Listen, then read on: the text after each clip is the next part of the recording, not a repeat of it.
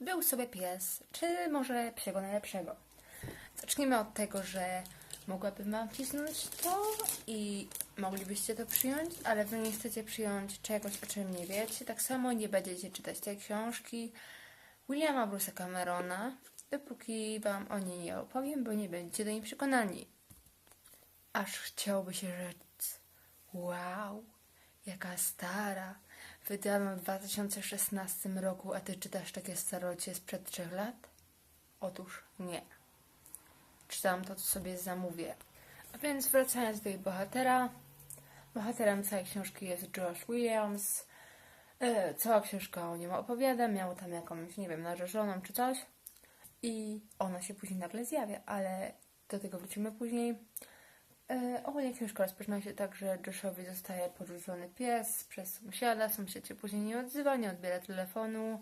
Pies, to znaczy pani pies, która będzie mieć młode. Pies później zostaje przywieziony do kliniki, młode umierają, miało być ich 5, tyle ich było. Później zostały porzucone do kartona i Josh Michaels je znalazł.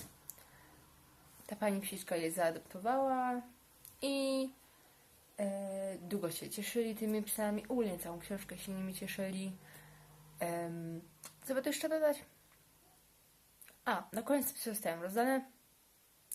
Jak się okazuje, znajduje się ogłoszenie, że pies był skradziony, należał do jednej właścicielki, która później zadzwoni i odbierze tego psa, ale dobro wróci do tego Josha Michalsa. Mąż stracił i 5 psów i najważniejszą matkę tych psów, która zaadoptowała te dzieci, mimo iż nie były, nie znaczy, że nie miała tych dzieci, w sensie, że to było dziwne to, że człowiek mówi do psa normalnie i on to rozumie, kiedy on był w normalnym życiu nas nie zrozumiał. I Carrie, która była ze schroniska, chciała w sensie dołączyć, znaczy jedno i drugie chciało. Josh próbował stworzyć rodzinę z Carrie. I nie wiadomo, czy stworzą, bo książka się właśnie skończyła, ale myślę, że tak.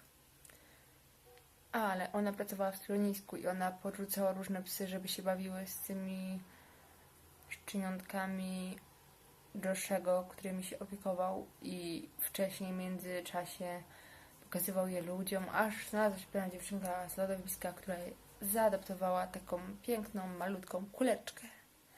I to chyba w sumie było na tyle o tej książce. Niestety życie psa w całej książce zawarte to musi być ciekawe. Czytać 300 stron to samo. Chociaż nie powiem, litery nie były takie złe. Czytałam to w sumie w jeden dzień, także myślę, że jeżeli wy zechcecie coś przeczytać, ja miałam was zachęcić, ale niestety mam nadzieję, że i tak przeczytacie i nie będzie tak źle.